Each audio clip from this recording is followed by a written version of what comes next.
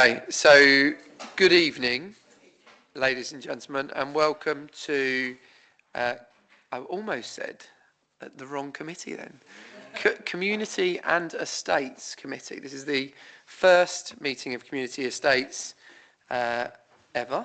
It's very exciting, and I'm pleased to be here as the Mayor to start the meeting, as is the tradition to get nominations for chair of said committee. Councillor Slade. I would like to nominate Councillor North as the chair. Very good. Do I have a seconder for Councillor North as chair of Community and Estates Committee? Councillor Wilton?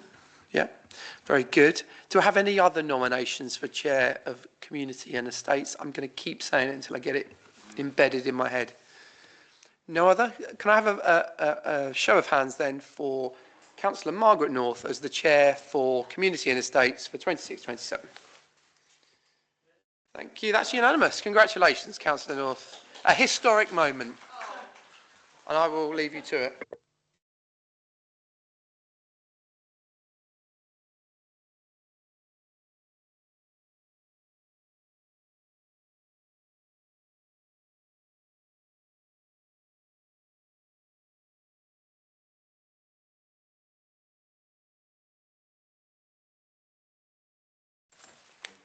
So, good evening everybody and welcome to this new committee, Community and Estates, on the 18th of June. That was on red. So we would now like to nominate a vice chair for the estates, because we're going to have two vice chairs, one for estates and one for community. So have we got a recommendation for a vice chair for estates? I would like to nominate Councillor Slade, please. Do we have a seconder for that? Councillor Trump, thank you. All in favour? Thank you.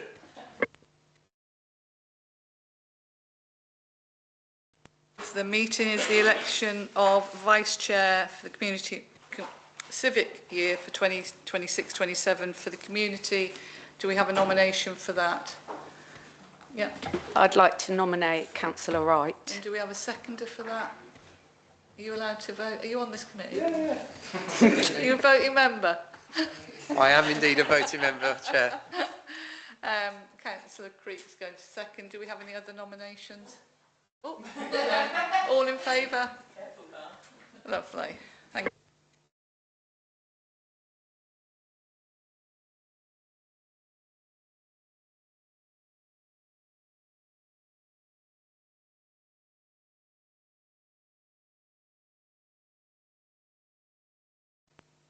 So we're now on to item 4. Do we have any apologies? I got Francis. I haven't had any apologies. No apologies. I think Francis said she couldn't make it. Is she on this committee? Well, I don't know. It's the mixture of the C and it's the two, isn't it? Could I ask how many people are on it and who, you know, we know who's here obviously now tonight, but do we know the people who should be here and are not? And if so, Justine Taylor, her apologies if she's on this group. Okay, I think she is on this. Councillor Jessie Jacobs, she's not here. Is Francis on this? 1, 2, 3, 4, 5, 6, 7, We can send out a list as well if you'd like us, but 6, 8, 9, 10. Marco. Is Marco But on not this Francis. too?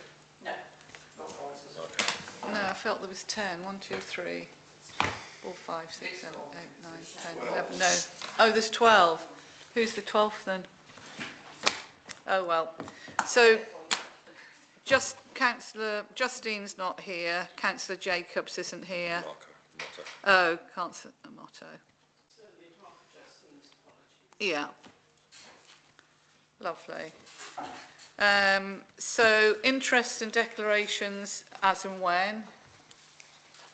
And then I know you've all had the pack. We're going to look at the minutes of I think there's there's the ENF meeting in April 26 and there's the C&T on the 10th of February. So I'm sure that you've all had a little read of it. So I'm just going to vote for accuracy, propose that they're accurate. I've got a seconder. Councillor Wright, all in favour? Any? Yeah, thank you. I don't think there was any outstanding items from them, was there? No matters arising. Then we have the openness session for the elected of Newquay, verbal and written. Obviously there's nobody in the gallery, but we have had 2 letters come in, and again you'll have had them in your pack. So the first letter was asking us about the pathway at Glendorgal. Whoever the individual was, obviously we don't know who it is, in regard to ownership of that, and obviously we don't know. We were going to advise that they write to Cornwall Council. I know that Louise can go back to them because she'll know who they are, because it's not on the interactive map at the moment as being owned by Cornwall Council, but it could be that it is in the land ownership of the people who've got Glendorgal, but there would have been people who've had a right of way of, you know, over the years have walked that path.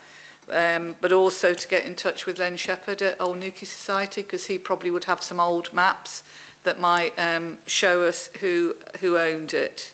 So I don't know if anybody's got any thoughts about it. Councillor Creek? Is it part of the South West Coast Path? I honestly don't know. Yeah, it could be. Because if Yeah. it is, then we should probably get in touch, or the King's King's Path, King's yeah. Path, I think they call it now. Should probably get in touch with them and just make them aware, because There's a bit of a dispute. Yeah. Yeah. Lovely. Anything from anybody else? No? So we don't need a recommendation on that, do we? No. And then the next one was from a member of the public regarding the notice boards. I was surprised at the letter because I thought we got rid of them on your watch, Joe. About 4 years ago, I thought we were just getting rid of them as they disintegrated because nobody was maintaining them and they were quite costly. Yeah, you're right, Councillor North. We got rid of the vast majority. I think the Perspex blue ones we kept for the time being because they weren't in that state of disrepair. Yeah. So we kept them going for a little bit. But I think if you recall, we did an exercise, a public consultation, asking the general public what they thought of notice boards and their kind of future going forwards, and there wasn't a massive amount of feedback in terms of support. No. So, and that's things be moving more digitally. I'm not saying that there isn't a place for that sort of thing, but that's what our decision was at the time. But council's perfectly within its right to revisit that. So legally we have to have one notice board and display all our meetings, which we do downstairs, you know, outside we've got a notice board.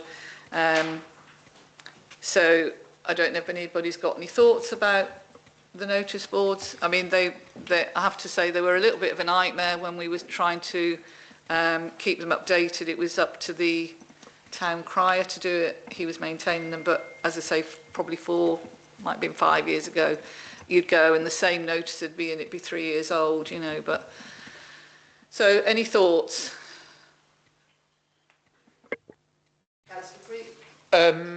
So interestingly, this is very topical. I was just having a conversation with some residents in Traralgon a couple of hours ago who were really keen to have a notice board, interestingly. I think they had one or have one that's fallen into disrepair up by Doorstep Green there, and they were keen to get one and for them to have access it, to be able to post notices in. So I do think there is a place around community cohesion for notice boards, but I do wonder, you know, I don't think the town council needs to necessarily manage them, but I do wonder whether the town council might like to try and contribute to communities, groups who might want to buy a notice board and sort of maintain it themselves, and whether this council will be open to that, either through, you know, a budget line or you know, or a community chest, or a mixture of both, actually. I was just going to come back on that and say, I wonder if the Traralgon Association, if they could purchase it with some funding from us, and then they take ownership and we don't get involved. We don't have to have keys. They have to maintain it going forward. That would be my suggestion. It was more a comment really, but it did shift that a lot of the supermarkets had boards up for a while, didn't they? And a lot of sort of notices were going up sort of inside Sainsbury's and Morrison's, and just wondering if this member of the public is aware of that, or whether or not we could connect into that in a more official way, or, you know, whether neighbourhoods could connect in rather than, which has triggered a thought for Councillor Wright. Let's see. The supermarkets are very strict on who can post on their notice boards. They only allow charities. They don't necessarily allow, some supermarkets only allow charities, which means if you're a community interest company or just a non-constituted group, they actually won't let you post them in there, which is a very restrictive policy to have. So I can understand if people, aren't able to post on those, but it is a good idea, and maybe there's a bit of advocacy that we could do to say, please open this up to our community groups, because they're all wonderful people doing great things. Yeah. So, my recommendation is that we get rid of the ones that we've got. If there is one there that would be suitable for Traralgon who've asked for one, I don't know if there is any out there that are, I mean, I haven't seen the one, the post office. Not of ours, no, not of our historic ones. So therefore, if we went back to Traralgon Association and asked them to go to their councillors, because there's a grant funding, isn't there? Yeah, so I've just told you two things. One, to say it wasn't Traralgon Residents Association. I was at their meeting the other night, and it looks like they are potentially disbanding. But another fledgling group of residents has emerged within that area.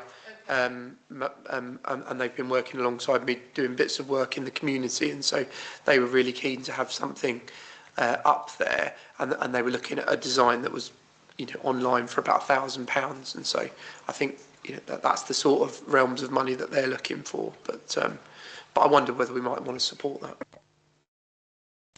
I suppose the fact is that 4 years ago we were getting rid of them. I think if somebody wants them enough, then they need to come to us and look for some grant funding. That's how I would look at it. Because otherwise, you know, they like one for £1,000, somebody else will come along, they don't like that, they want... So that's what I'd be saying. So if you went back to them and said that. And so just as a point of procedure then, this isn't a constituted group, but rather a group of like-minded residents. Is there a way in which they are able to apply for grants, or does it have to be a constituted group with bank accounts? And On the new grants, yeah, they do. so that isn't really a possibility. Not in relation to the grants process we have now. The Council Community Fund is slightly different. Okay, thank you. Could be a couple of councillors for that area, couldn't there? So are you happy to go back to them with that? Why do they not want to, become a group, so to speak? Because I think that they have looked and seen what's been going on with other residents groups, and felt that a less formal arrangement would suit them over getting committed people to be chairs and treasurers and getting bank accounts, and I guess it's work, isn't it? As we all know, as volunteers ourselves, it's a lot of work. Yeah. So I guess that's why they were not keen. So we'll leave that with you. So we're going to vote on getting rid of ours. Do we have to vote on that, or was it already done? Already done. So we'll just do a bit of a scope. And that member of the public, if you We'll respond. but guided to the supermarkets as well, because the new co-op up there, isn't there? It might be different, cooperative, mightn't it? Yeah. So we're now on to item 9, streetlight initiative. You'll have it in your packs.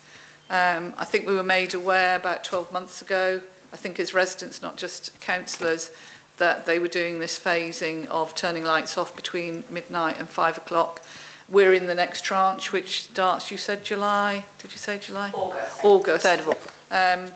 I have tried to look at the map to see what roads they're doing it on, but you can't get into it. Because there will be some roads they will remain lighted, but those will be dimmed even further. So I think it's just for noting for us that we've been informed about it. Anybody got any questions? Councillor Creek? There was just a really quick point to say that I know that other communities across Cornwall have already been through this process, and where there was legitimate concerns raised, they have changed, put them back on if necessary, if there was a safety issue or anything. So really it's a moving feast, and, let's monitor it, I would say. And I think certainly when I was chatting to Phil Mason about it, it was a case of it's not a done and dusted if it is a problem. And I'm sure Inspector Johnson will have been consulted with it as well around the safety. Want to know about a CCTV if the lights are off? I'm sure they can still take the picture, but I don't know. So I suppose that's a question just to ask Charity, would you?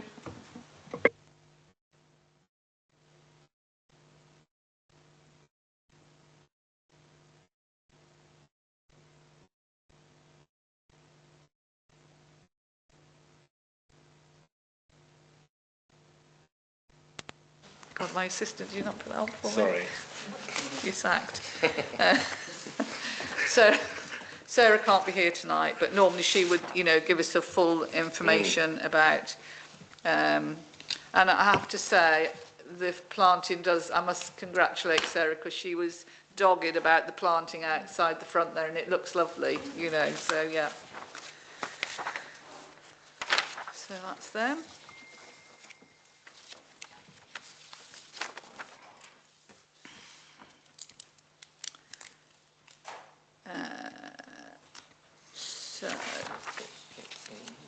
So now we're on to item 10, and because of the new ways of working, obviously we've been told the officers won't be here unless they've got a recommendation. Am I correct? I'll let Louise explain the process and what we have to do.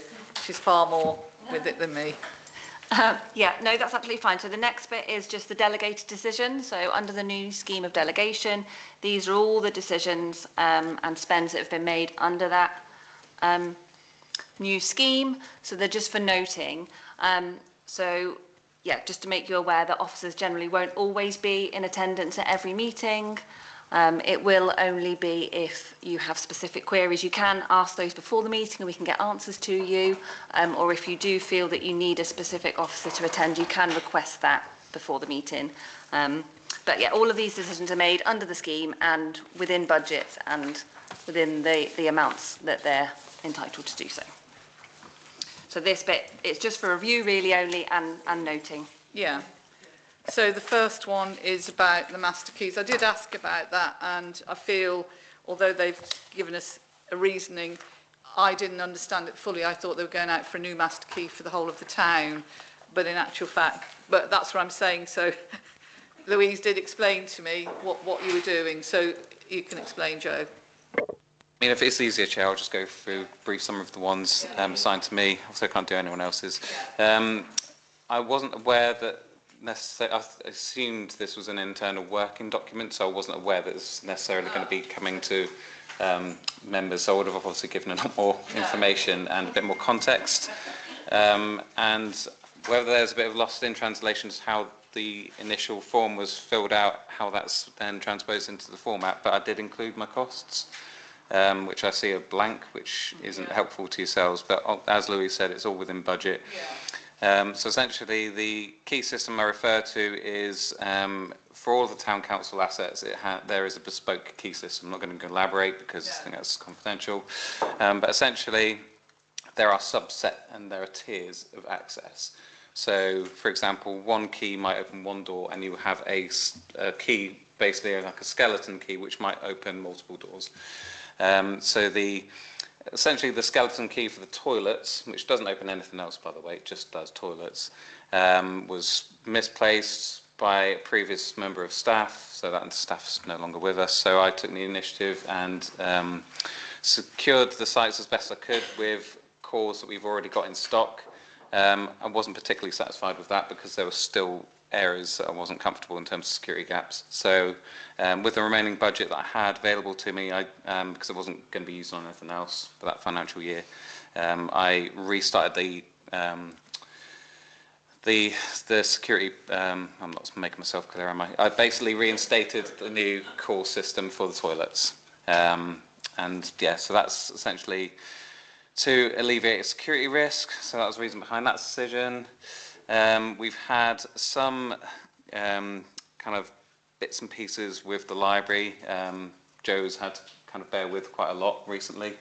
The drainage for the library hasn't actually been touched or really repaired or serviced since we took it over from Cornwall Council. So there was some concern around the library walls. There was evidence of potential movement. It wasn't obvious. It wasn't confirmed that was the case, but I had a structural engineer down as doing a separate job, and I just asked him to kind of cast his eye over it and give his kind of two penneth. And his immediate thought was to get all your drains serviced, checked, make sure there's no potential kind of underground leakage that might be impacting the foundations underneath. He was dead right, because that's exactly what was going on. All the drains were cracked, and there was quite a lot of fractures. So that was essentially why the emergency decision was made to remedy those pipes, because obviously the longer you leave it, the worse it's going to get. On top of that, I then, once we'd done those remedial repairs, I've commissioned a separate structural condition survey, which again, we had nothing given to us from Cornwall Council. So with all of these assets, you're almost starting from scratch, unfortunately. And one of the things I wanted to do as soon as I came into my new post is just understand the baseline of everything that we have, because it's going to be very challenging for me to be able to come up with a 5 to 10 year maintenance plan with no historic data, no as-built drawings, no M&E drawings. So the structural engineer that visited the library didn't have any immediate concerns, so just kind of put Joe's mind at ease. He actually thinks that the external of the library is potentially more cladding rather than actual brickwork. So he's not immediately concerned, to the point where he said monitor it over the next 12 to 18 months is how, what his kind of threshold for risk is. So I think that was pretty much most. Oh, and the other decision I made was essentially to enact the long-awaited repairs to the Kilcourt steps alongside the Blue Reef. The central steps are absolutely fine.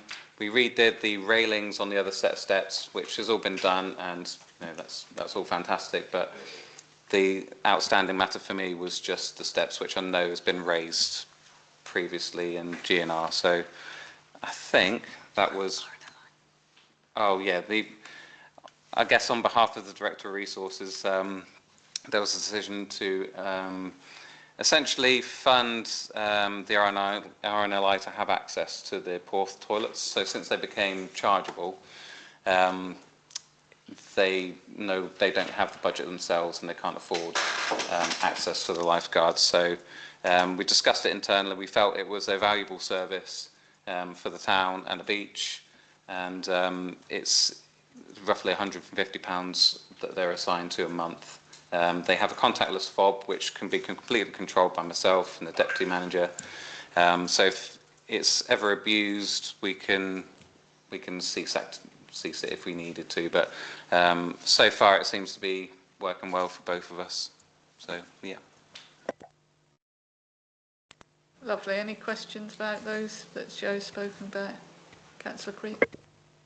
Sorry, I was waiting for anyone else to put their hand up before me. Conscious that I keep saying. Yeah, thank you. So firstly, thank you for the report. I think it's really good to see the delegated decision making that we've been talking about for so long, and obviously signed off some time ago now in action. I think that's really good, and it gives really good assurance, I think is the word I would use, that the right decisions are being made within the remit of what we had agreed. So thank you for that. I think there's some work to do on the reporting, clearly, not least of all the costs and the links and bits and pieces that you can't click on or copy, in fact. So yeah, so some work there. Really pleased that you made that decision around the RNLI. They do a really valuable job down at Porth, and so really pleased with that. So please pass my thanks on to the Director of Resources, and we should also promote the good work that we're doing with the RNLI, making sure that they've got the facilities that they need when they're protecting us and our visitors on the beach. I did have it was a really specific question on the stair repair. How did you go about delivering the stair repair? Because obviously they're concrete steps, did you remould them or something? I was just really interested. I haven't actually seen them yet. It hasn't actually been done yet, Oh, okay. so it's still to be done, but essentially they are going to have to excavate sections of it and then redo it. If you go down there, there are large chunks of... It's not necessarily a significant health and safety risk, but it's only going to get worse. So yeah, they are basically going to have to remould it in concrete. Fascinating. Yeah, thank you. Yeah. Shuttering, it's called. Just to clarify, with these forms, they are very much a work in progress. So come the next meeting, they should. No, just. So just going back to the RNLI, I'm just saying it is great, partnership working. Obviously, the toilets are now being charged at Porth, whereas they were complimentary before. But next year we might look at Cornwall Council if they want to make a contribution, because they employ the RNLI and they should provide some sort of facility. But for so long, we as a town council have provided it. So I'll be looking at that next year. I think that's a wonderful idea, and I think you should definitely pick that up with the Cornwall councillor for that area. I'm on it.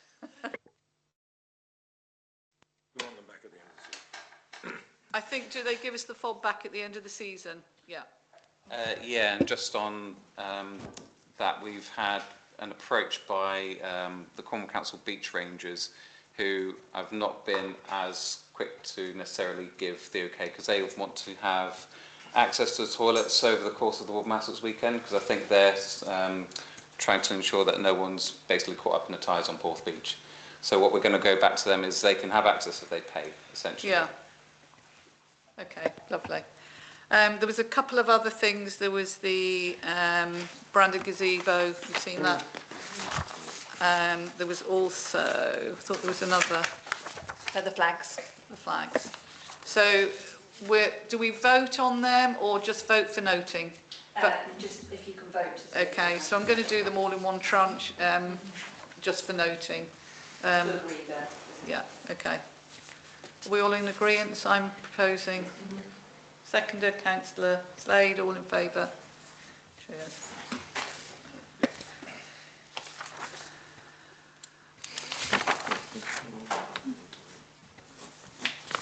And then you've got Anuki Town Council summary.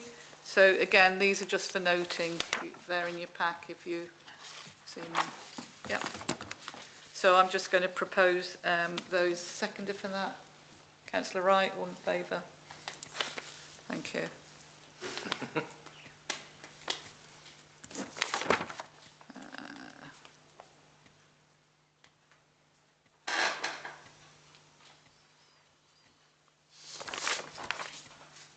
So we're now, I think, on to you, Joe. Is it library and visitor report? I know you're not going to go at length. You just hear if anybody's got any questions. So obviously Joe's done a report. So have you got any questions on that report for Joe? Sorry, just to number 11. It's just the next one's just for reporting. So that's all the services. And then it's number 12, which is... Yeah. So the next one's just for noting if you... Was that the Newquay Town Council summary? No, that was just the service reports, just for noting from other managers. All of them that we've Yeah, got you here in the you pack? haven't got to make a decision, just let me know, they were just for Okay. So I'll propose them. Anybody second? Councillor Slade, all in favour? Sorry, I think, well, Joe's here, so presumably Joe can talk to her report if she wishes. Yeah, I know, that's what... the next bit, that's sorry. the next one.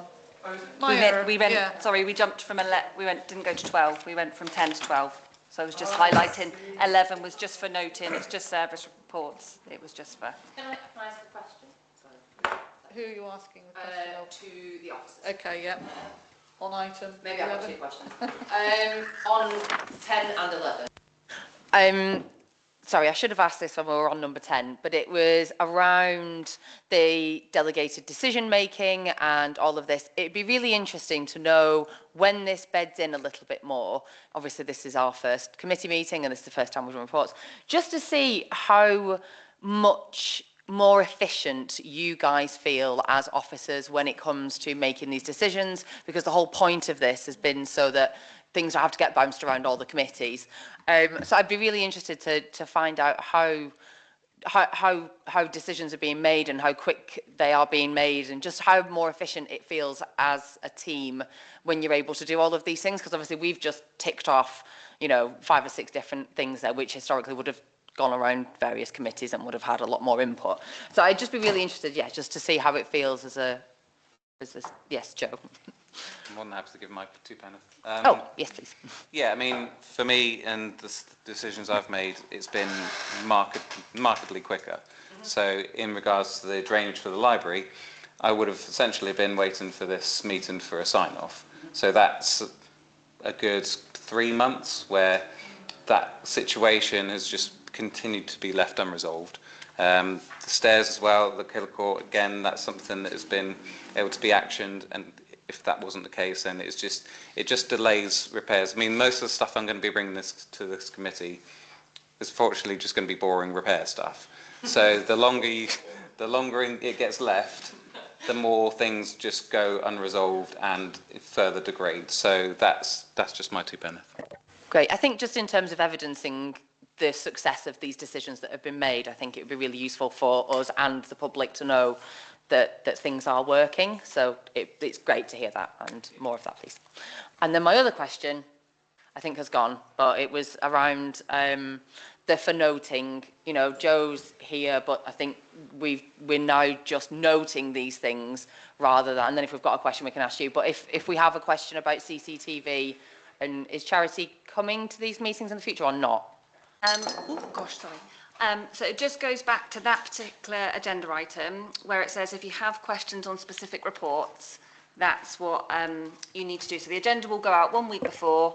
You then have that week to ask any questions, and if you can let us know the day before the meeting if you require an officer to be in attendance, and then they will attend. Otherwise, they won't be in attendance. Or if they can answer your question beforehand, before the meeting, but they won't necessarily be in attendance unless they have something for the reports from officers seeking a decision, section number 12. Okay, thank you. I just wanted you to reiterate that. Sorry, no, that was... So No, it's good. Say that comes under item 10, the last little paragraph says if you have a question or a specific report, wish an officer to attend, please let us know by midday on the 17th of June. Which is the day before, yeah. Directors can ask managers to attend, so can't they?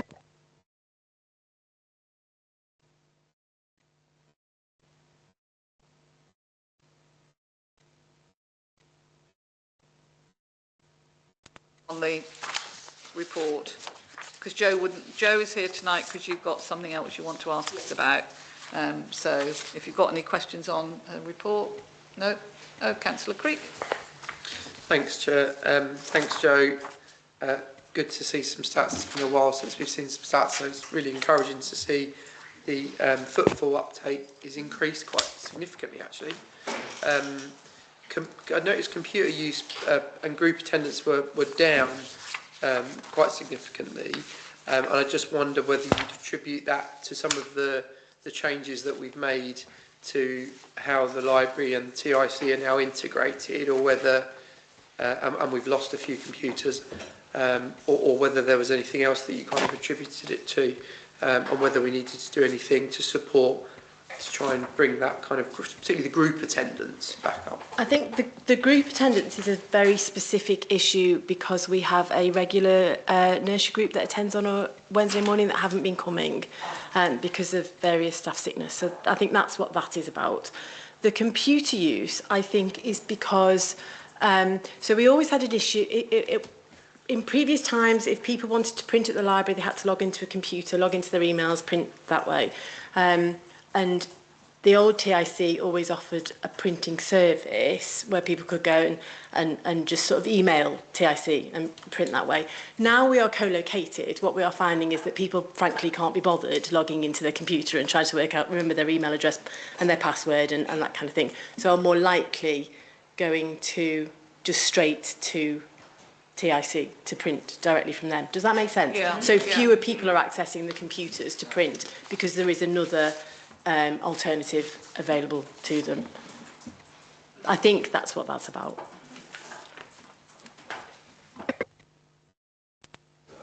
I guess if there's a need for that, and it would be good to document that need, and I hope we are probably documenting that somehow with the TIC, that actually in future maybe that's a need that we fulfil in a different way that maybe doesn't require a document to be emailed, but rather having like almost like a Bluetooth linked printer that we can charge by the page for the public as opposed to kind of emailing bits and pieces. Because I imagine there's GDPR issues with that as well. I think that certainly from a Cornwall Council point of view, because we have long asked for a Bluetooth printer that people can directly print from, and there were IT and safety, security, virus, that kind of issues. So we haven't actually asked Will and Damien, the team here, about it, but I would imagine the similar issues would exist. Just I think the thing about sort of introducing viruses into the system and that kind of thing, that was always the explanation from Cornwall Council as to why we could never do it that way.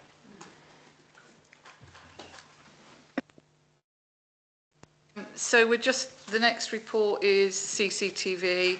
Obviously, charities sent us to do detailed reports. So if there's any questions, we can get them off to charity. Any questions from anybody? No.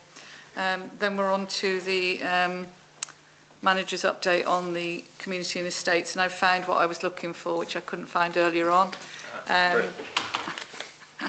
So within that, on item 4, future projects considerations for the committee. So I suppose this is where we can talk about things. Marcus Hill, the design and feasibility study for Marcus Hill refurbishment has hit a hurdle. Well, I'm sure you all read this, in order for this, the structural engineer, etc., etc. So presumably, will any of us be involved with that, or again, is it just back to officers for that, the Marcus Hill problem? I mean, it's mainly directors and myself involved with that. Yeah. And I'd just like to know, while we're talking about Marcus Hill, what is happening with the old TIC? Because we thought that was going to be refurbed and we were looking to lease it. So it's still negotiations with Common Council, so there's not so much I can say in this open that's session. Fine, yeah. I just wondered, it's not the case that it's not happening, it's just we are working with the only interested party at the moment, which is Common Council. So, okay. Yeah. And then we'll go on to the item that I couldn't find, but I've now found it. The South Fistral Improvement Scheme, a package of works is soon to be put together to address the access restrictions for the in-house team and external contractors, installing a hardcore road loop and a straight section alongside the payment machine to address long-standing surfacing issues. So for myself, I think the old Atlantic Road car park, now South Fistral, is I'd want to be involved in that package of works, because it's not very clear what they're going to do. I don't want this to come in like a report next month, and then I have to ask questions, within that week. If they're talking about the access restrictions, we had a previous manager who wanted to put a new barrier in, as we know, which would then create an area where campers could go, and we'd have a replication of the Pentire Headland and Little Fistral, where it becomes a campsite. So I'm not really sure what the restrictions are, because obviously we have access to the substation, that piece of ground there, and the big truck does go in, parks up there, and they roll off their, I call it ride-on mower. That's probably the biggest bit of kit that they take in there. You can correct me, it might be. So I'm unsure what they're trying to do. I understand about the installation of hardcore and making that loop, because we've never done anything since we took it over, just patched it. But my concern is about the barrier, because there is a pole that they can remove, that they can get in at the side, and that's got a lock on. So obviously I'm saying, as a town councillor that is a councillor for that area, I would like to be involved in that. I don't know if anybody else here this evening, anybody else that's on Pentire and Central, because it's so important that we don't open that car park up. It's our only asset as a car park. It does make money, and we don't want, the other car parks that Common Council are running to become like that. So I don't know. Thanks, Chair. So I mean, just on that point, I think we've previously set the stall out reasonably clearly from a strategic perspective as to what we think about that site and what we want in terms of height restrictions on that site. So I wouldn't be expecting that any heights restrictions be changed, or indeed width of the entrance. I can see the need for the path, for the path. So that kind of makes more sense to me. But in terms of height, I feel like we've set the stall out on that one a few times. So I'd be surprised if officers were making that as a delegated decision without any consultation with councillors. I'm sure that's not the case. Joe, I'm sure you'll come in. Just another question on something else on South Fistral. We'd previously, because of course we make lots of money off that car park. It's the only car park we have as a town council, and we're really trying to leverage that as an asset. A couple of years ago, we started doing radio adverts promoting it as, I think at the time we were saying it was the cheapest car park in town. I can't quite remember where we stand on that now. I'm pretty sure it is still the cheapest car park in town. We didn't run those radio adverts last year, and we didn't see as much growth in the income. I'd hope, given our annual subscription with Radio Newquay, that we are utilising that this summer to really highlight to tourists and indeed residents, of course, that it is the cheapest place to park in and around central Newquay. So can I just get some assurance from officers that that's the case? No, that's fine. No, that's absolutely fine. Yeah, that's in the play. That's already lined up, ready to go. Yeah, so just a bit of context really. So I was tasked by the Director of Operations to investigate replacing the two existing barriers, one fixed, which is the exit, one with a swing leaf open ball top section. So that was the remit that he was asked me to look into. I added on to that, just because it's been a bugbear of mine, is the surfacing side of things, because aside from anything else, that has been the thing I'd really want to look at for that area. As you go into that car park, there is a kind of well-trodden, obvious area, which is kind of half tarmacked, and then it kind of goes into rough gravel, and that's all alongside the payment machine. There is a less well-trodden, not trodden, but well-driven route, which kind of goes around in a circular kind of section outside of that. So the package of works I've put together is essentially it's split into different sections to allow this council and the Director of Operations to have an idea of what they want to do in terms of improvements to that space. So it's not all one big package, it's separate items. So there's a separate item for the barriers, there'll be a separate item, in fact there's the surfacing split up almost into different sections. So the straight section, which is basically adjacent to the car park, that's one section that I want to get priced up. Then the kind of loop area is another section. I've also asked for 2 different surfacing options because tarmac's expensive, and I feel like tarmac might be over-engineered for that site. So I've just asked for also a hardcore kind of option, which is going to be robust enough, I think, but hopefully more cost effective. So essentially, that's a package of works I've put together. I'm seeking quotes at the moment, so it's only at a procurement stage at this point. So I think any reservations that members of the committee might have, it might be worth speaking to the Director of Operations in terms of what his rationale, what he sees for that site.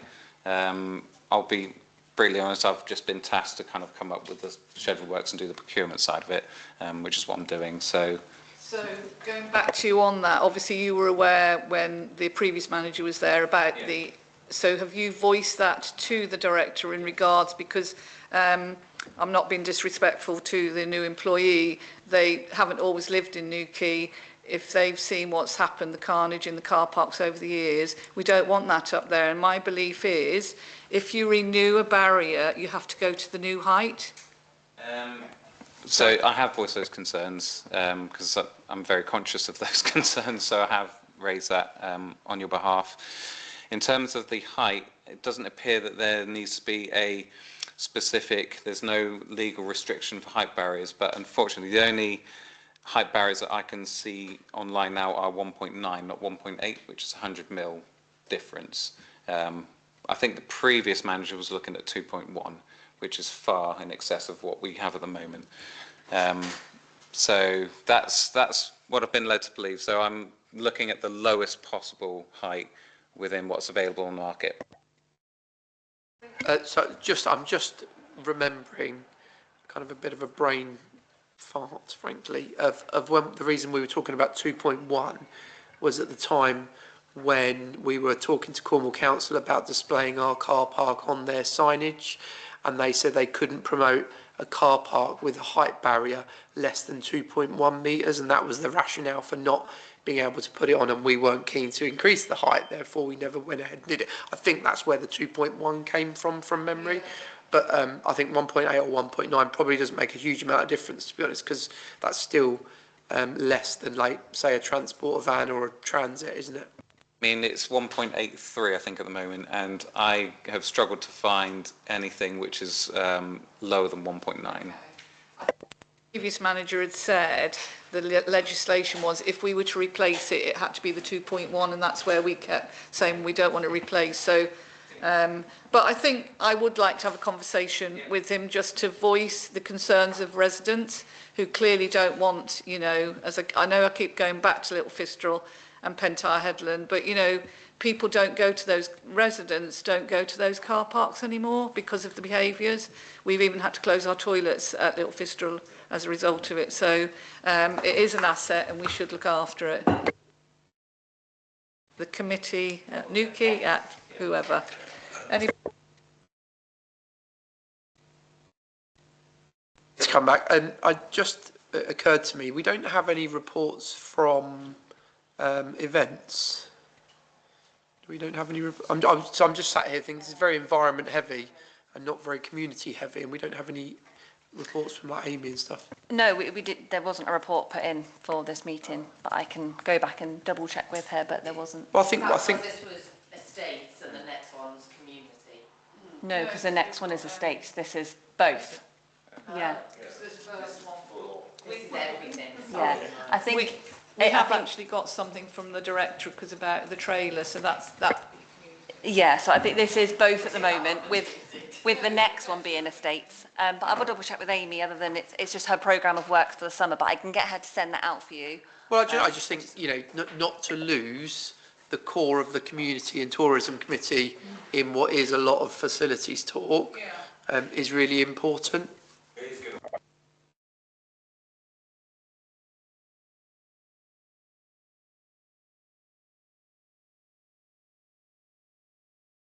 Councillor Morris? I know I'm not on this committee, but 1.8 would stop the six-seaters, even a family six-seater getting in, but 1.9 wouldn't, because it's 1.84 my car. My car's a six-seater, just to let you know. 1.8 wouldn't go in. Well, what I will tell you, six-seaters can get in there at the moment, but they may be a different model to yours. Yeah.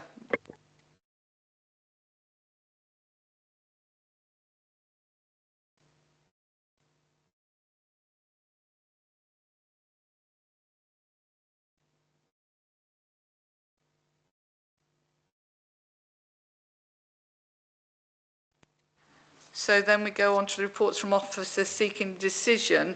So there is a director's report, and when I said community, I mean it is events, because it's talking about the trailer. So you've already read that in your package. So the recommendation is the council disposes of the Newquay trailer as it has come to the end of its usual useful life and will therefore not form part of any future promotional activity. Officers seek the most cost-effective and efficient way of disposal, and the vinyl wrapping, any branding associated with Visit Newquay Town Council is removed, subject to ease of removal. So any questions on that?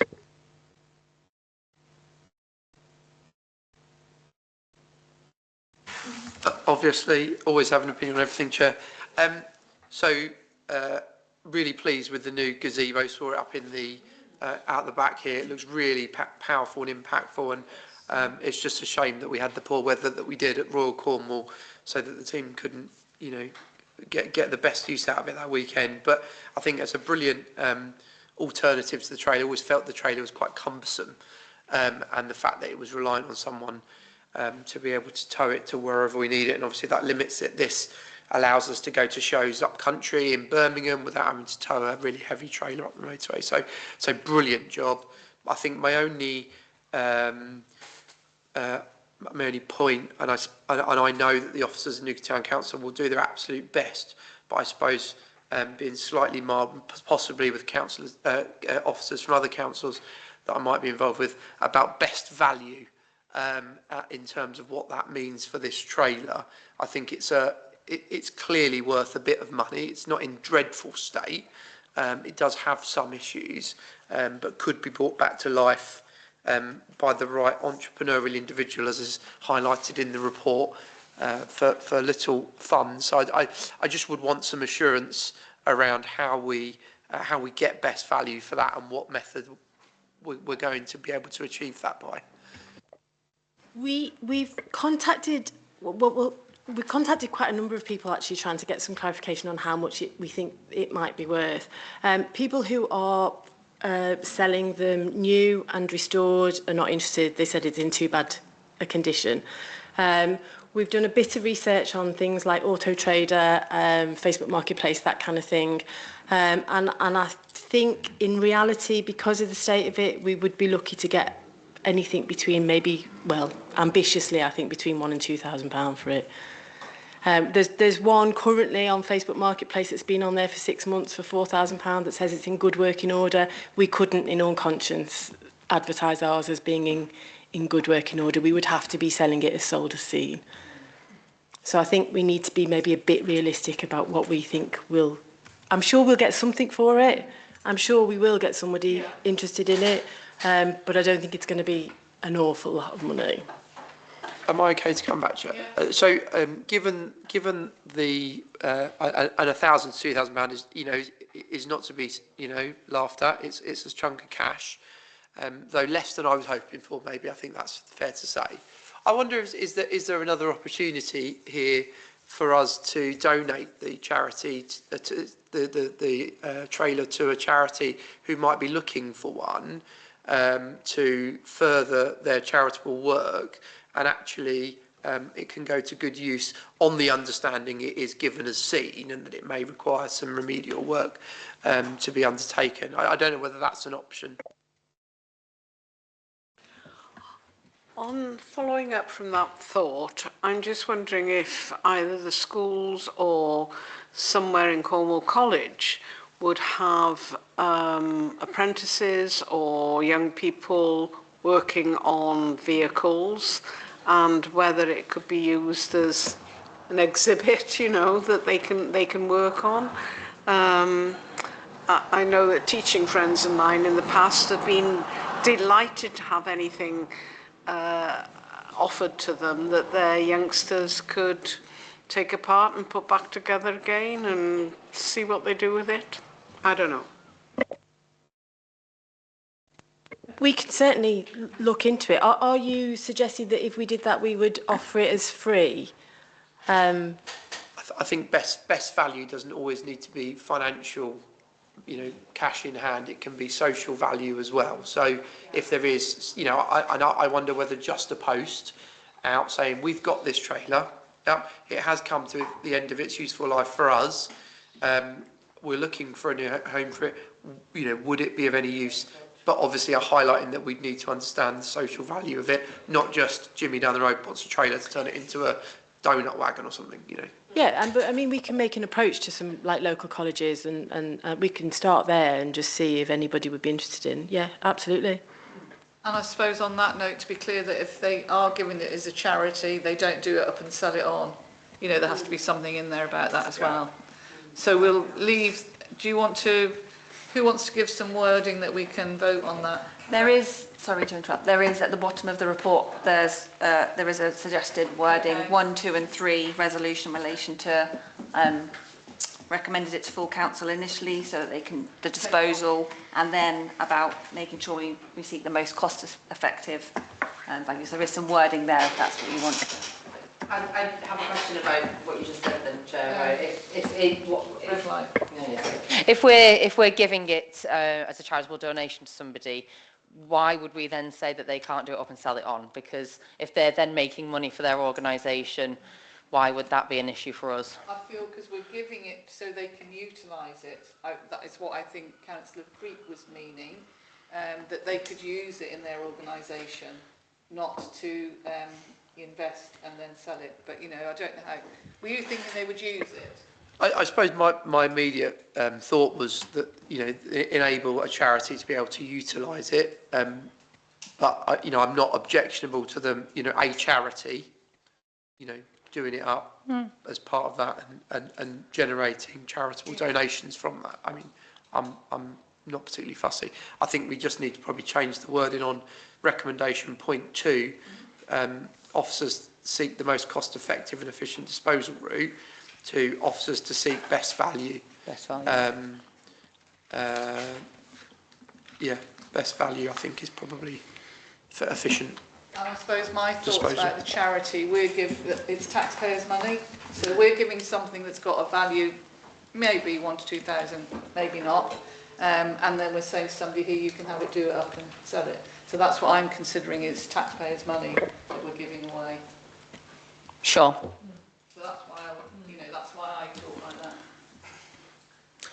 So, sorry. Well, let's make some approaches. We'll do a bit of ring round. We'll see if anybody's interested, and then maybe we can take it from there. So do we vote separately to take it to full council so it come off the asset register? Or Yeah, you can vote for them 1, 2 and 3 as they are, with the amendment to best value rather than most cost effective. Yeah. And with the fact that Jo will then update you on if she gets any further forward in relation to charitable. Sorry, I'm rereading number 2, and it actually already talks about will achieve best value. So maybe just remove the most cost-effective bit, because it's the word cost, isn't it, that confuses that. So if we just remove those 3 words, and I think it reads fine. vote on recommendation 1, I'll propose. Seconder. Councillor Creek, all in favour? On item 2, I propose. Do them all in Oh, block if you like. okay.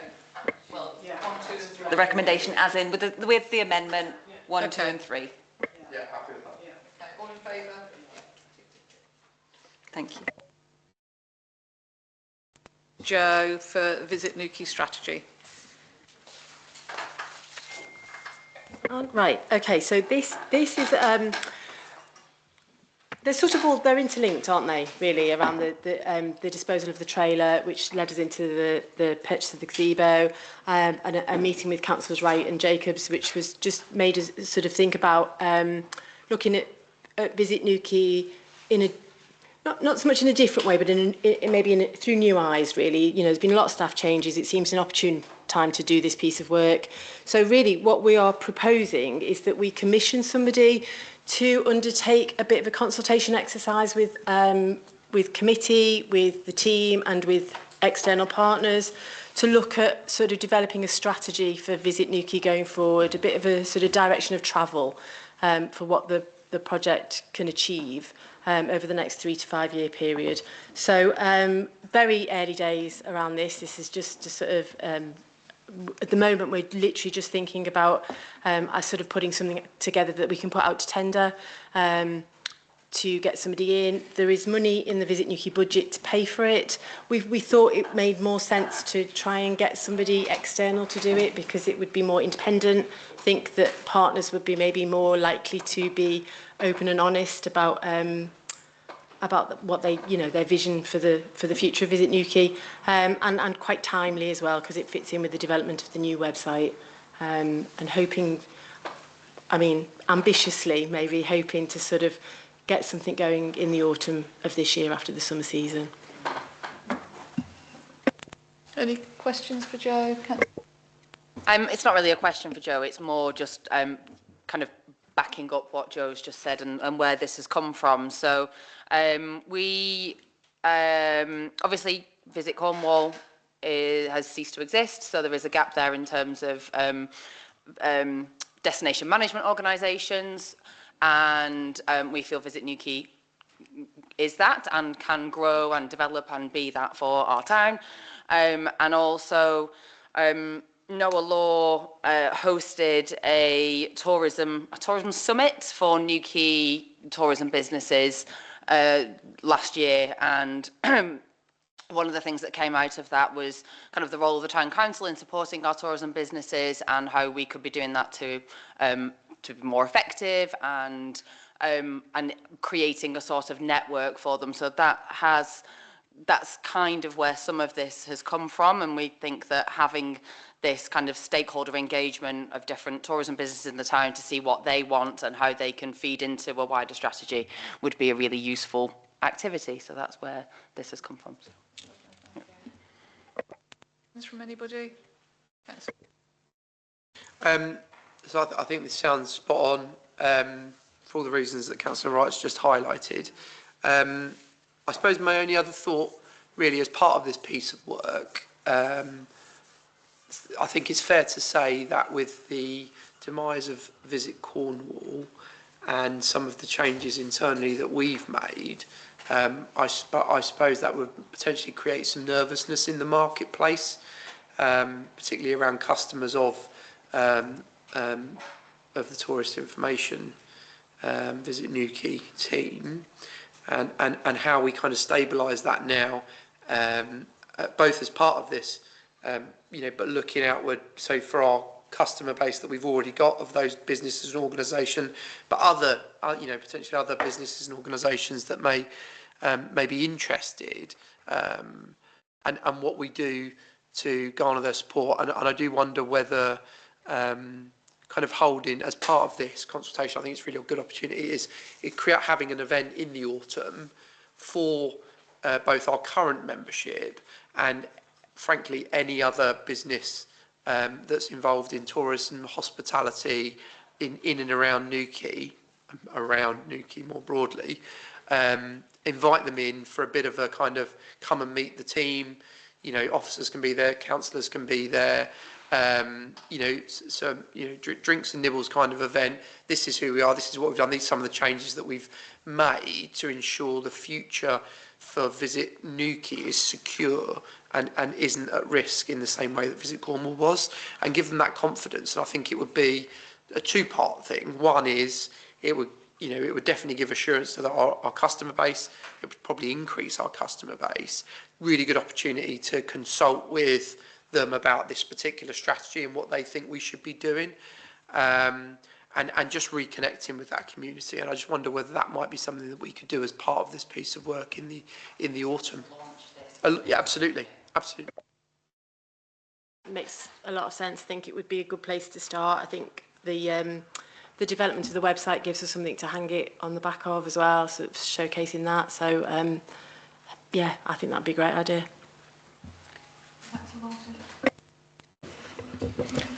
I'm very happy with all that's been said so far. I'm just wondering how the consultation would be managed and by whom. And is that your responsibility, Joe, or is there a team, or is there, how does that happen? And ensure that targets are hit and timings are adhered to and all of that sort of stuff, really. And I think the other thing I need to come clean on is to say that I have reservations about consultants coming in, doing things and spending an awful lot of money and time and energy, and at the end of it we get a real nice report, but actually does it meet what we want in terms of all the things that have been said?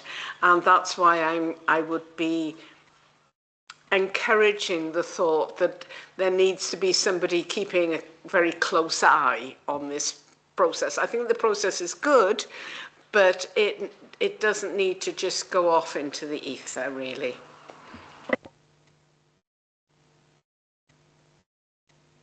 I suppose, between me and the Director of Operations, I suppose we would be looking at a very kind of specific either expression of interest or tender document, whichever way, it's decided that we go. And then, yeah, we would, it can't be that big. It's not, we haven't got that much money for it, so we do need it to be quite structured.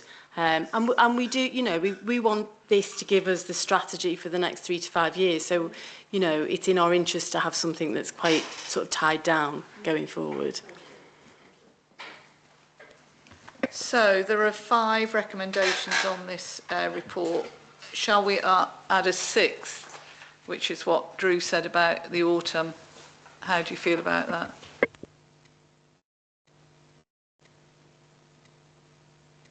Question. Sorry. Late question.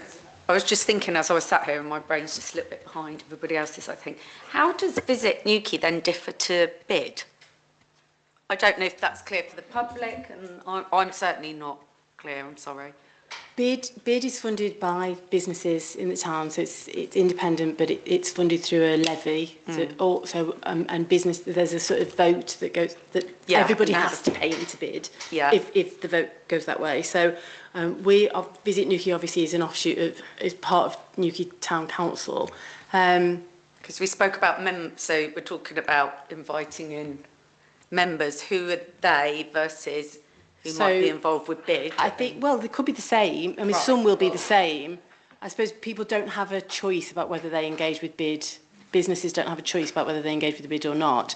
They do with us. So we have some. So we will have some members that there is some crossover. Not all by any means. Some people choose to go with BID and not us.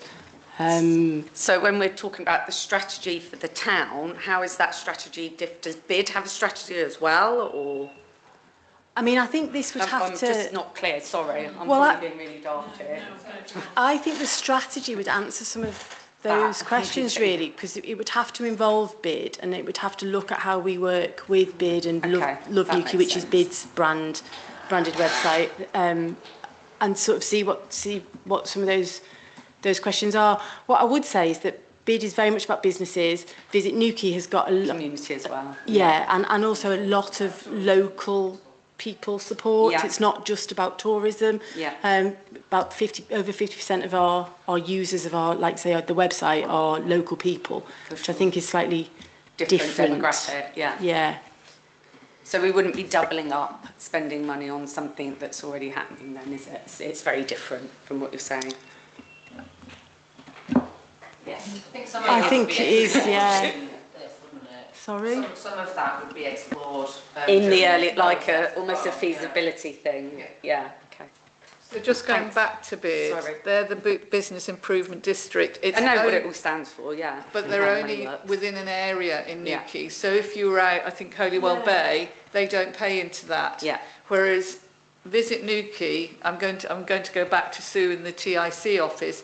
They had a membership of people who went into their brochure. All of those, they were members. They either could be a guest house, a hotelier, or a campsite, not always just in Newquay. And they're still the members. But they were members, and they paid I don't know how much money it is to be a member, and should be chasing the membership at the end of the year. There was like Bronzeville with different tiers to go in. Okay. And that was all. I think a lot of the membership was because they wanted to advertise their businesses on our website, and in the brochure, there was a brochure produced every year, I think. Yeah. So I think that they were the differences, yeah. And that's all gone though? Yeah, no, that's still still there, going. Still there, yeah. Okay. Councillor Creek. Thank you. Yeah, I was just going to say, so there is some overlap clearly, and I think in the past we have explored where there's overlap, particularly around the websites, because they aren't. Some of what they do isn't hugely dissimilar. Other bits are slightly more complex. But BID's remit is to drive footfall into the centre of Newquay between the Red Lion and Edgecombe Avenue. That's it. Everything outside of Edgecombe Avenue and the Red Lion, you know, BID don't really have any remit and indeed don't get involved. Their remit is to get people into that area. Right, and they'll do that any way that they can, clearly, and do some really good work around that. Ours is a more holistic view of our tourist economy, I think, and trying to promote Newquay as a tourist destination, which of course helps the job that BID's doing as well, but it's wider than that. And I think that's probably where the two things differ. And like, you know, and I do think in the future there's probably space, and I'm sure that Molly's already thinking about this, for us to promote in a different way, but more nationally as well, and talking about Newquay as the premier holiday destination in the southwest. Yeah, I think it's just that piece that ensuring that the public understand that, because if as a councillor I'm struggling to understand that, and I know exactly where the money comes from, it's not that piece of it, it's the external messaging. And then if we're commissioning pieces of work to figure all of that out, that we've got all of our ducks in a row when we get asked. Well, certainly that I've got all my ducks in a row when I get asked. So it's just, you know, checking all of that, really. I know I'm in the industry, but there is one industry that's not actually attached to either BID or Newquay Town Council, and that are the taxis.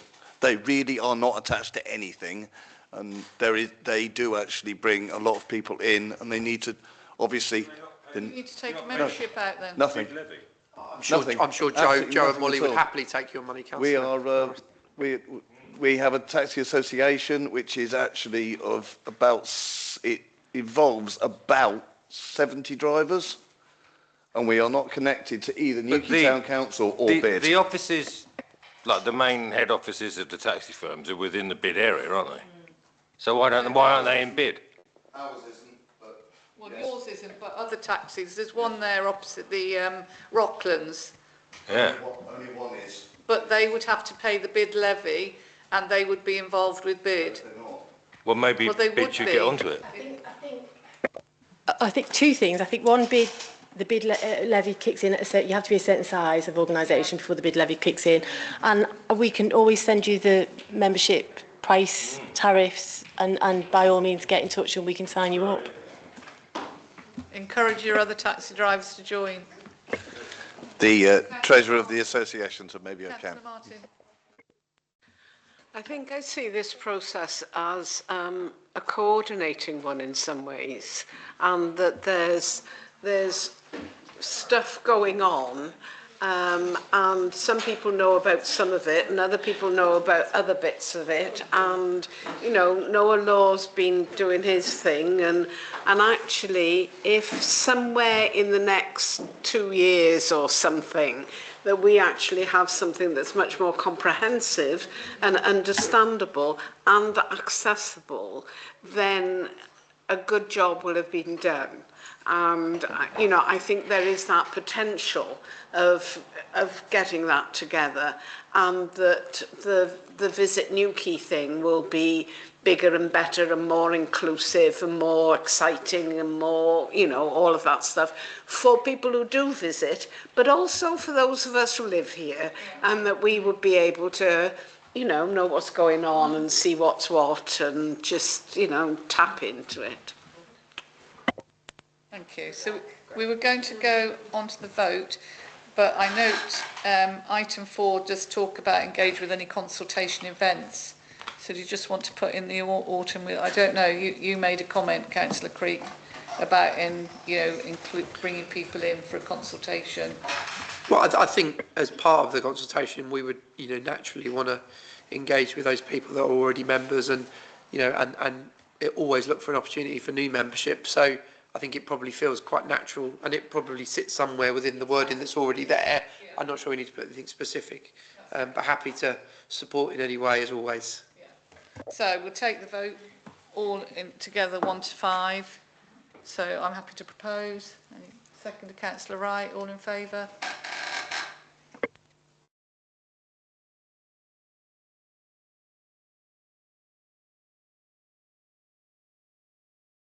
Councillor Slade, to weed control.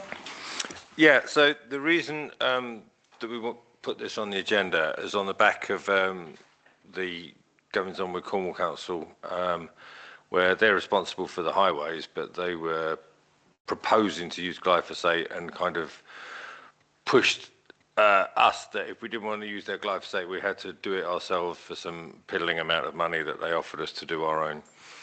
To do it, and we went back and said, no, it's your responsibility, don't use glyphosate and you do it. But there's nothing to say in the future that this won't come around again.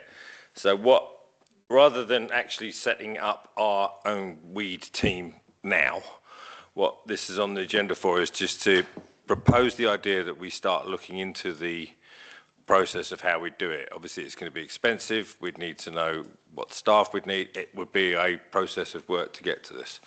But it also transpires that we were saying that there's a meeting coming up that means we could probably bump this down the agenda a bit to the next meeting. So, Louise, what was the meeting? Yeah, no, that's fine. I can give you a little bit of context. Okay. So our Director of Resources is going to attend a meeting on the 4th of August with CALC, with some Cornwall Council officers, as well as a selection of town clerks, to discuss this particular issue, to try and really get down to, to the bottom of what's going on, to try and look at budgets, etc., and hopefully at the end of that we'll be able to come out with a little bit more information about how we can move forward and what that's going to look like. But that isn't happening until the 4th of August. So we are unlikely to know any more information until that time. But again, going back to the Director of Resources can update everybody at that time, and hopefully we'll have a bit more of an idea and a plan about what's going forward then.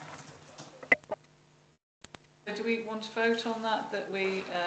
Hey, Sorry, Councillor Creed. Thanks, Chair. So I was aware of the meeting. I think that's great.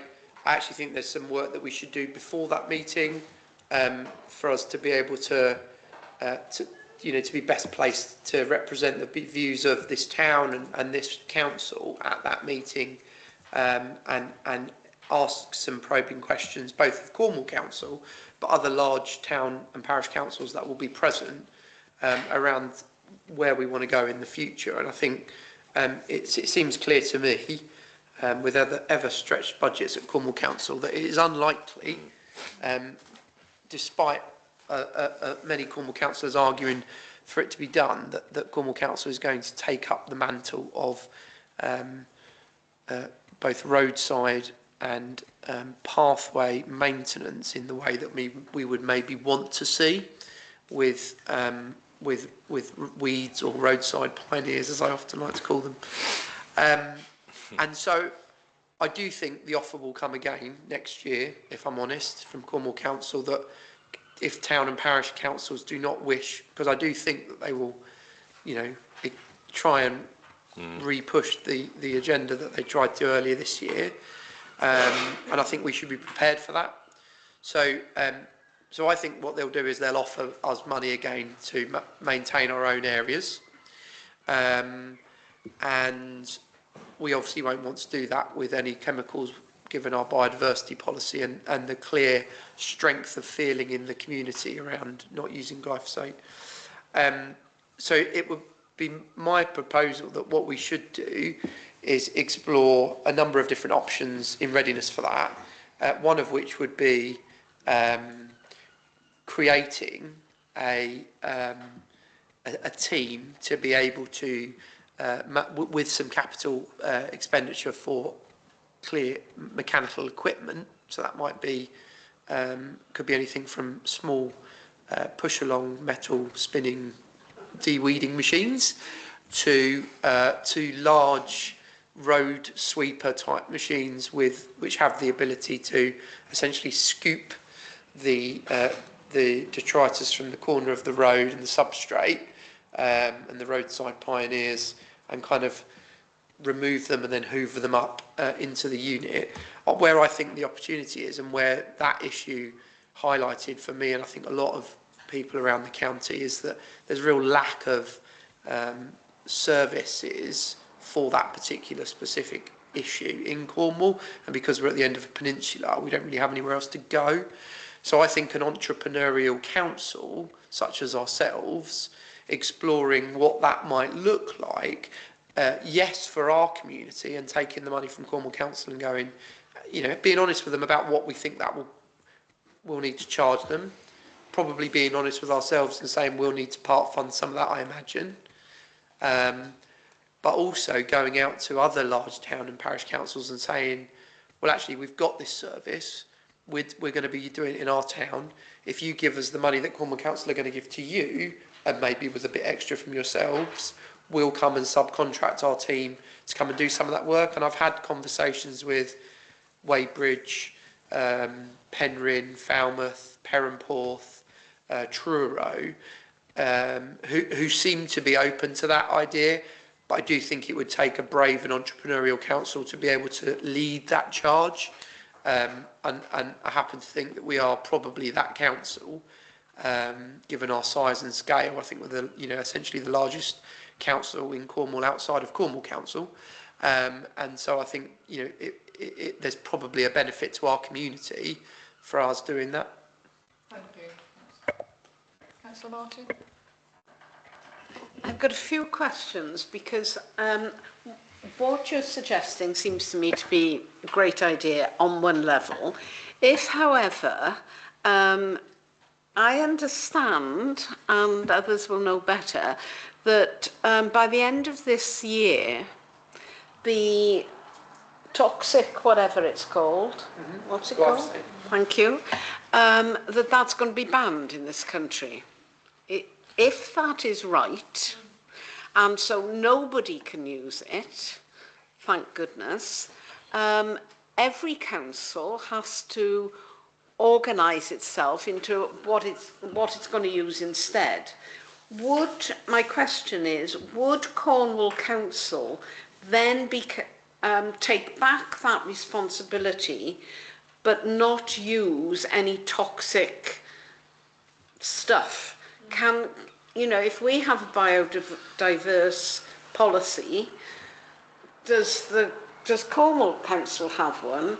And so are we looking at all these wonderful options, but actually, in a way, jumping the gun? And if it can go back to Cornwall Council, with the caveat that they hear what we've been saying over this last period about non-toxic weed killers.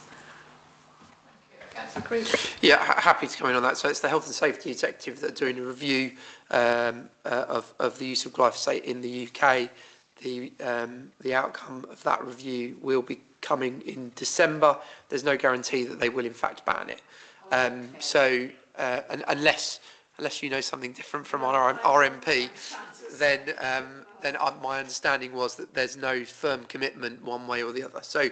But I don't disagree with you. I think the other thing I would say is we could wait until December, but then I think what we'll do is we'll find ourselves back in March, April. Cornwall Council will land us with an offer, and we won't have time to move on it. What I'm suggesting isn't spending any money today. It's about gathering the information that we need and the appetite of other councils, Calc and indeed Cornwall Council.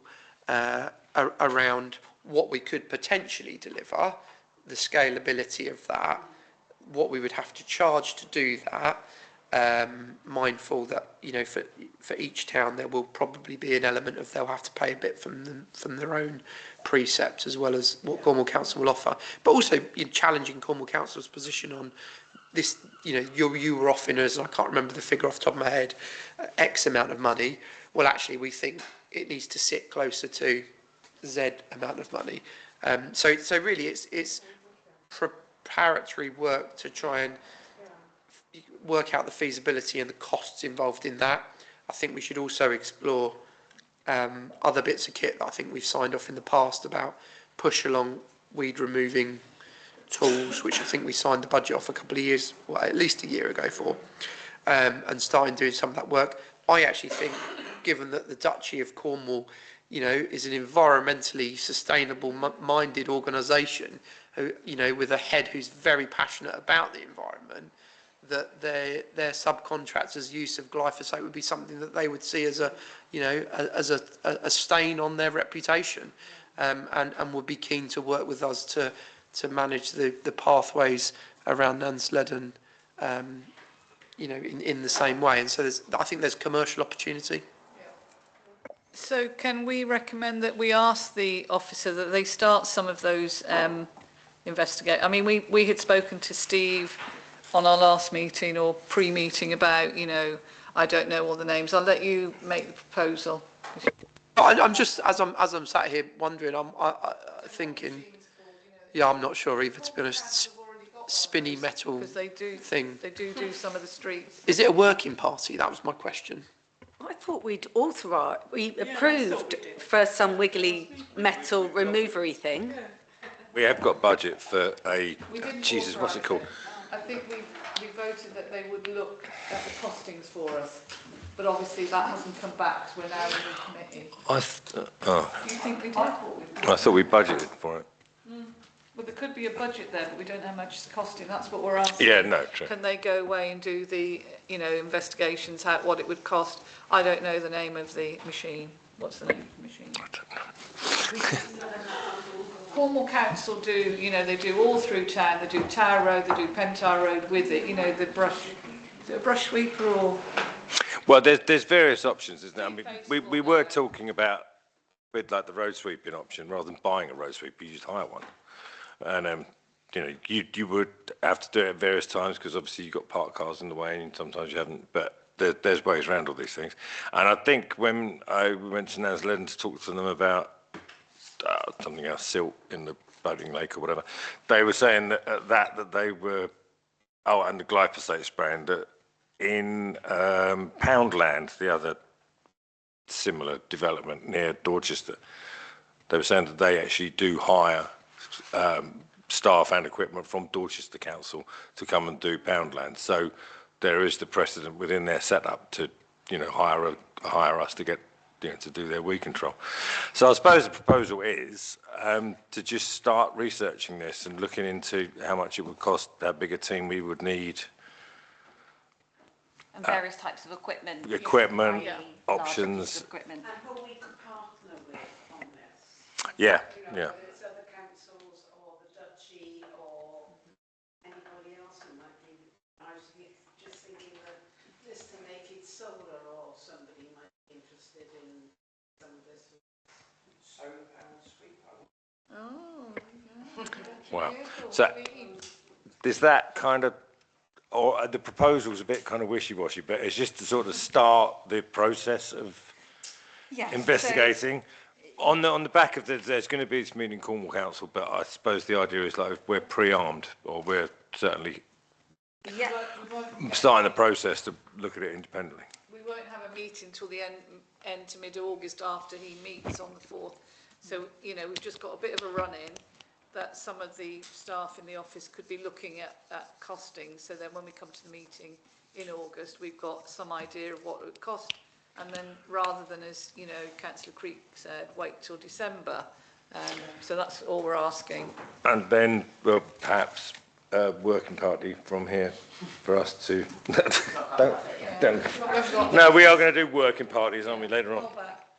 So I'll propose that. Propose that. We've got a seconder, Councillor Slade, all in favour. Thank you.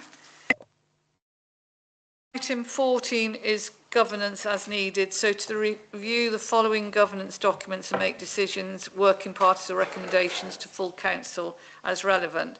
So 14A, there are 3 policies. So climate strategy, Newquay Town Council biodiversity, which I know we done almost only 18 months ago, I think, wasn't it, signed off, and the operation environment policy statement.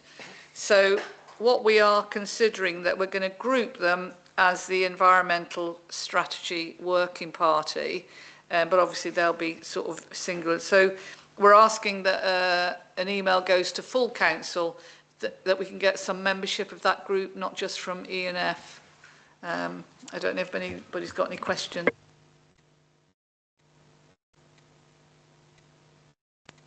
Would you like officers to look through them first and... Yeah, you did say have a look through them first, make some... and then the working party could meet and go through them. So in the next section, create a working party and then just name some members who'd like to be on that working party. We can create some terms of reference, bring that back to the next meeting for agreement, and send out an email to full council for anybody else who'd like to sit on that working party. And I think we need to sort of name a number for because we don't want it to become another committee. So like limit to the number to 6, would you say? Which we can Perhaps add in terms of reference, And we also were saying that once the working party and the officers have produced proposed new policies, that we would also have fora, plural of forums,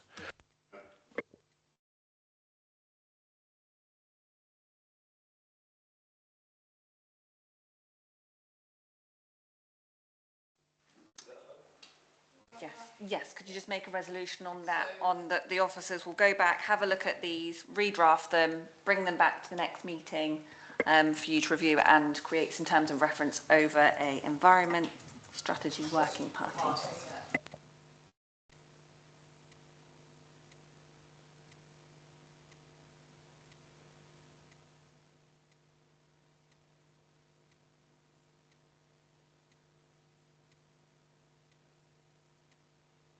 Item 15, and we've got 15A.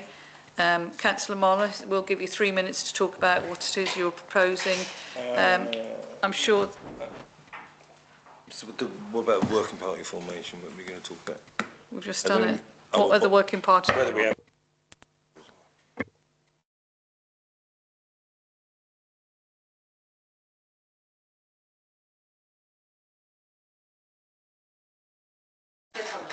Thanks. Yeah. I intend to. So, just to be clear, you're not a committee member, but you have got the right to speak for 3 minutes, and you will need a proposer and seconder for the motion going forward. So,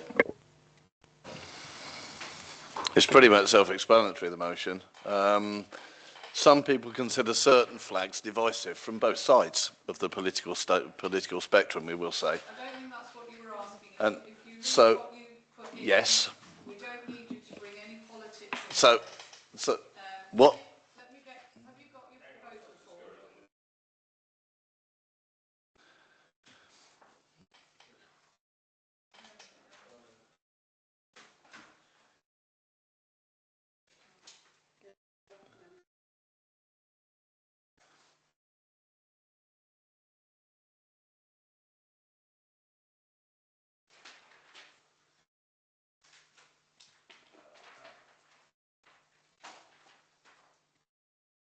So the agenda item request. So all we need to know is what you're asking for. We don't want to know about political parties. Right. We don't want to know about political parties or any groups who like this, that or the other. Just ask us what you're asking for. Right. I've been asked to ask this. Newquay Town Council resolves to fly only one of the following flags at at all times outside the Town Council offices. Union flag, so that's the Union Jack, the flag of St George, the Newquay Standard, or the flag of St Piran's. Nothing else. This arrangement will operate in accordance to the existing national flag flying protocol, and will not override any of the existing requirements, including the lowering of flags to half-mast on designated occasions. So it's pretty self-explanatory what I'm asking anyway. And can I now ask, have you got a proposer for that? You can't propose it as a... No, I'm just throwing it to everybody in here. So obviously coming to the meeting, have you spoken to anybody to ask if anybody would propose it? Because that's what you would normally do. I was hoping it was going to go to full council, but it didn't. It went here. So do you have a proposer and a seconder? I don't know in the room, but I doubt it. So is anybody prepared to propose that, or anybody second it? Because if that is the case, then it just goes by the by. It's a no because you haven't got a proposer. Normally, if you have an agenda item and that has got a recommendation and a proposal, prior to the meeting, you should try and meet with people and say, would you be prepared to propose? Would you second it for me? But obviously, you've come thinking that you'll just ask that people might do it tonight. Yeah, I was hoping it was going to go to full council because there was a few people I'd spoken to and there was a possibility it might be big enough, but okay. Obviously not. So obviously we'll just disregard it, but thank you for your proposal.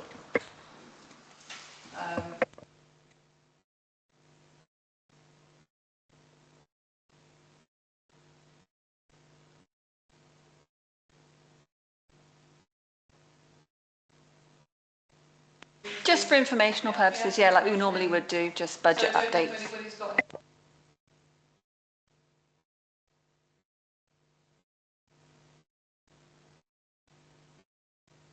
It was just one very Very quick, and I think I know the answer to it, but I'm going to ask it anyway on the basis I'm sure someone else in the room probably is wondering the same thing.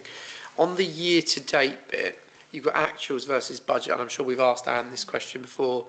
The budget bit under the year-to-date, so that's the number of column of numbers along, is the budget at this point in the year as of the 30th of April, not the budget for the whole year, which is in column 5. Is that, have I read that correctly? Yeah, okay, just so that everyone's aware.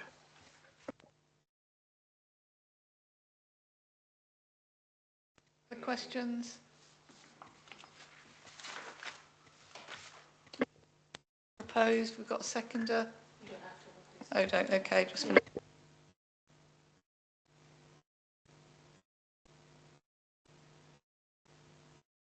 In the room, got anything they want to ask, Councillor? It's not a question, it's a thing that's happening that I'd just like to highlight to people in case they haven't heard yet. Is that all right? On Monday... We'll decide when you start talking. Okay, that's fair enough. On Monday evening at C-Space in Porth, there's a free-to-attend screening of the People's Emergency Briefing. Councillor Liz Wright's going to be facilitating it with Claire Moody from the Community Energy Network Plus, and yeah, so there'll be the opportunity to connect with some local groups that are doing good things to sort of transform that energy into action. Yeah. Thank you for that. For anybody who hasn't seen that film yet, it's the most extraordinary thing. I saw it a few weeks ago. It's brilliantly done, and while it scares the life out of you on one level, it's also incredibly positive and exciting and energising. And I do urge anybody to take your kids and your grandma and everybody else to it, because it's fantastic.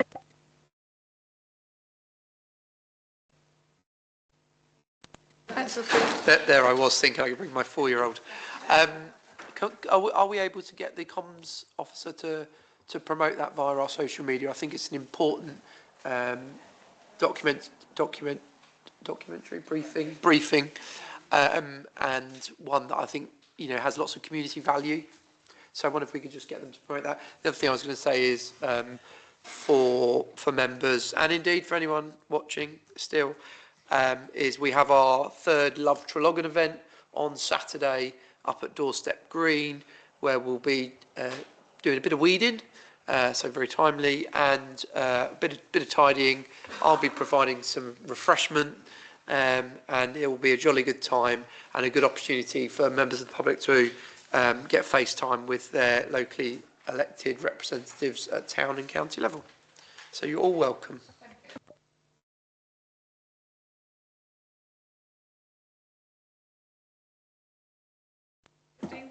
Yeah, I just want to quickly say that.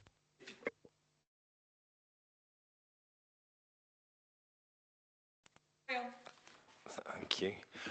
Yeah, we're the next list of meetings. They're separated between one's estates and one's whatever the other one is, but which is. But we were saying earlier that it doesn't have to be sort of set in stone. So if there's some environment issues that are pressing for when it's the community emphasis meeting, it's fine for the overlap. I mean, that's more of a guide than a set in stone policy. Yeah. Yeah.